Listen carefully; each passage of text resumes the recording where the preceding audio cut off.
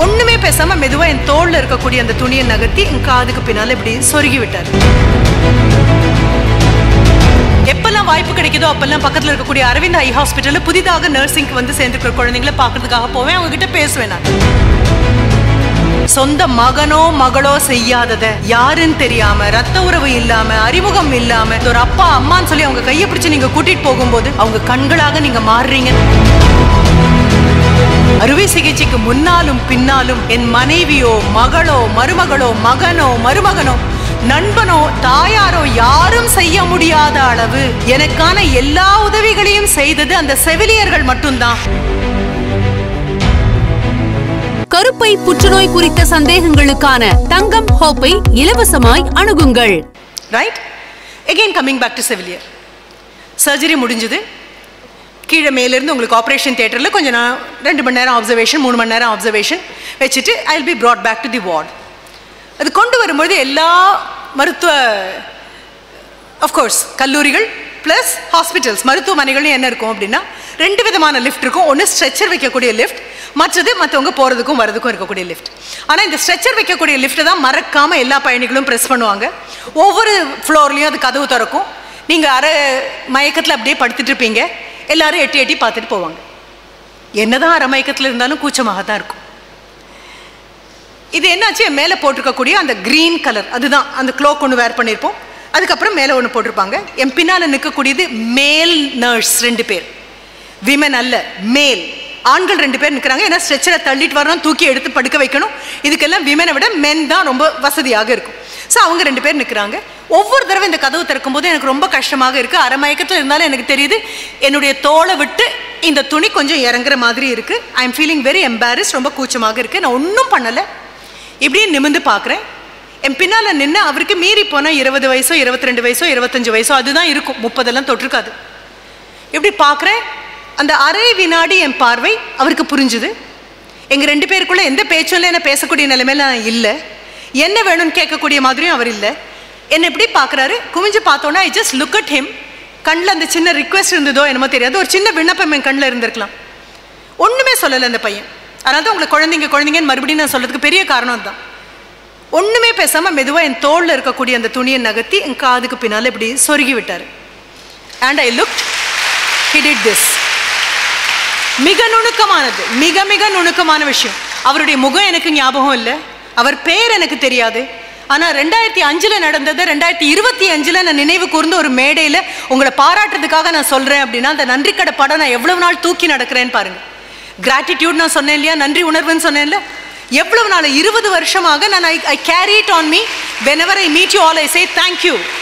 அவருக்கு நன்றி சொல்ல முடியாட்டாலும் உங்கள் அத்தனை பேருக்கும் திருப்பி திருப்பி நன்றி சொல்லிட்டு இருக்கேன். Because you are able to understand the body language of a patient when the patient is not in a position to communicate.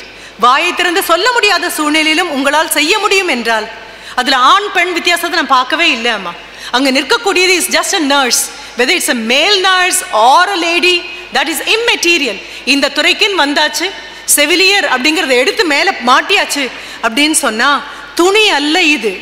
One time you become a nurse, one time you become a teacher, one time you become a doctor, that becomes your skin.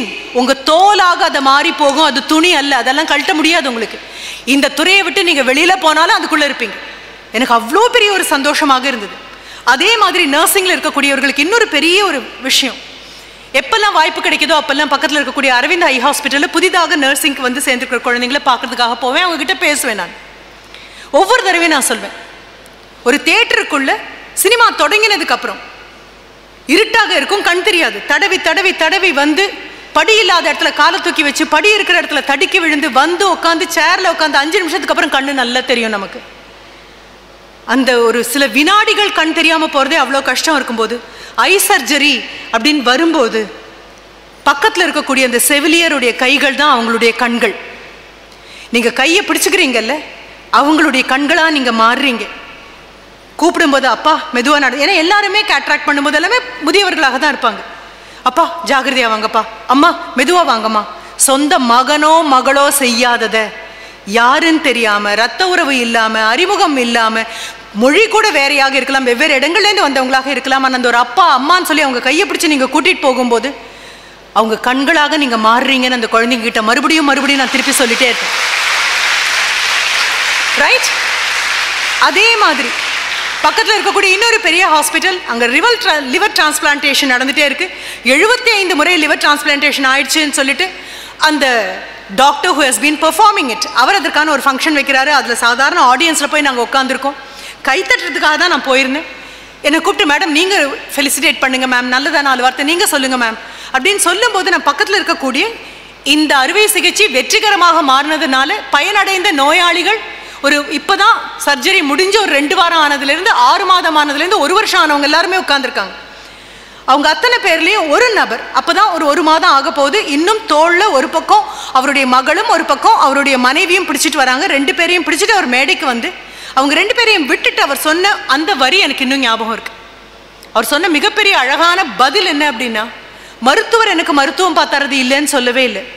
அவர் தான் உயிரை காப்பாற்றி கொடுத்தாரு, அவர் தான் அறுவை சிகிச்சை பண்ணாரு, உயிரோட medal நிற்கிறதுக்கு அவர் தான் காரணம். ஆனால் அறுவை சிகிச்சைக்கு முன்னாலும் பின்னாலும் என் மனைவியோ மகளோ மருமகளோ மகனோ மருமகனோ நண்பனோ தாயாரோ யாரும் செய்ய முடியாத அளவு எனக்கான எல்லா உதவிகளையும் செய்தது அந்த செவிலியர்கள் மட்டும்தான். அவர்களுக்கு நான் பெரிய நன்றி கடன் பட்டிருக்கேன் அப்படின்னு சொல்லி சொன்னார். மிகப்பெரிய விஷயம். ஏன்னா அம்மாவா இருந்தா குழந்தையோட எதை பார்க்கும் போது அம்மாவுக்கு அருவருப்பு தோணாது. மனைவியாக இருந்தால் முடியாது, மகளாக இருந்தாலும் சரி அப்பாவுக்கு பண்ணுறோம் அப்படின்னு. நான் யாருன்னே தெரியாத குழந்தைங்க, உங்களுடைய சிறுநீராக இருந்தாலும் மலமாக இருந்தாலும் உடம்பு தொடச்சி மறுபடியும் சுத்தம் பண்ணுறதாக இருந்தாலும் முகத்தில் அந்த புன்னகை மாறாமல், ஏன்னா உங்கள் முகத்தில் அந்த சிடுச்சிடுப்பு வந்துருச்சுன்னா அடுத்த நிமிஷம் கொடுத்த மருந்து எதுவுமே பயனில்லாமல் போயிடும். உங்கள் முகத்தில் அந்த அருவருப்பு வந்ததுன்னா அந்த நோயாளிக்கு எதுவுமே தெரியாமல் போயிடும். அடுத்த நிமிஷம் அது வரைக்கும் உடல் ஆரோக்கியம் இருந்து அப்படியே கீழே இறங்கிடும். இப்போ உங்கள் முகத்தில் இருக்கக்கூடிய அந்த சிரிப்பு, உங்கள் முகத்தில் இருக்கக்கூடிய புன்னகை, அது போக உங்கள் முகத்தில் இருக்கக்கூடிய இந்த பெரும் கருணை ஆண்டவனுக்கு மட்டும்தான் அது உண்டு. அதுக்கப்புறம் அம்மாவுக்கு உண்டு, அதுக்கப்புறம் செவிலியர்களுக்கு உண்டு, வேற யாருக்கும் கிடையாது. அப்போ you have the healing touch அப்படின்னு சொல்லுவோம். It's not a curing touch. மருந்து கொடுத்து புண்ணு ஆறுறது இல்லை, உள்ளுக்குள்ள மறுபடியும் அந்த புண்ணு ஆறணும் அப்படின்னா அந்த ஹீலிங் டச். மந்திர கைகள் மந்திர விரல்கள் எல்லாருக்கும் ஆண்டவன் கொடுக்கறது இல்லை அம்மா. சில பேருக்கு மட்டும்தான் தலையில் எழுதியிருக்கான், என் கையால் தொட்டு நிவாரணம் கொடுக்க வேண்டியதெல்லாம் உன் கைக்கும் கொடுக்குறேன், நீயும் கொண்டு போய் கொடு அப்படின்னு சொல்லி. அதனால it's not just joining the course, it's the passion with which you do the job. நான் வரும்போது கூட ராகவி மேம் கிட்ட, நான் ராகநிதி மேம் கிட்ட அதே தான் நான் சொன்னேன், மேம் இன்ட்ரெஸ்ட் இருக்கிறவங்க உள்ளே வரக்கூடாது மேம், பேஷன் இருக்கிறவங்க உள்ளே வரணும் மேம் அப்படின்னு சொன்னேன். ஏன்னா விருப்பம் அப்படிங்கிறது எந்த காரணம் கொண்டும் கரைந்து போகலாம். ஆனால் பேஷன் அப்படின்னு சொல்லக்கூடியது ஆல்மோஸ்ட் ஒரு வெறி மாதிரி இருக்கும். என்னை விட என்னாலேயே இதை என்னால் சிறப்பாக செய்ய முடியாது, இன்னைக்கு கேட்டாலும் நாளைக்கு கேட்டாலும் பகலில் கேட்டாலும் இரவில் கேட்டாலும் திடீர்னு தூங்கும் போது எழுப்பி கேட்டாலும் எப்போ கேட்டாலும் நான் செய்யக்கூடிய எனது செயல் எனது சேவை முழுமையாக இருக்கும். 100% there is no compromise in service அப்படின்னு முடிவு பண்ணால் மட்டும்தான் மேடம் இதுக்குள்ளே வர முடியும் அப்படின்னு சொல்லிட்டு இருந்தேன். அத்தனை பேருக்கும் மறுபடியும் தேங்க்யூ. இங்கே பார்த்து உங்களை கூட்டிகிட்டு வருவாங்க. ஆனால் வெளி உலகத்துக்கு வரும்போது எந்த லேன்யார்டை கழுத்துலேருந்து கழட்டி ஆணியில் மாட்டிடுவீங்களோ, எந்த கல்லூரிக்கும் உங்களுக்கும் இனி பொருத்தம் கிடையாதோ, alma mater you are a former student, முன்னாள் மாணவன் முன்னாள் மாணவி அப்படின்னு மாறிடுவீங்க. ஆனால் என்னாலும் இந்த கல்லூரியின் மாணவனாகவும் மாணவியாகவும் இருக்கிறதுக்கு யூ ஆர் அ பிராண்ட் ஐட்டம்னு புரிஞ்சுக்கோங்க. கருப்பை புற்றுநோய் குறித்த சந்தேகங்களுக்கான தங்கம் ஹோப்பை இலவசமாய் அணுகுங்கள்.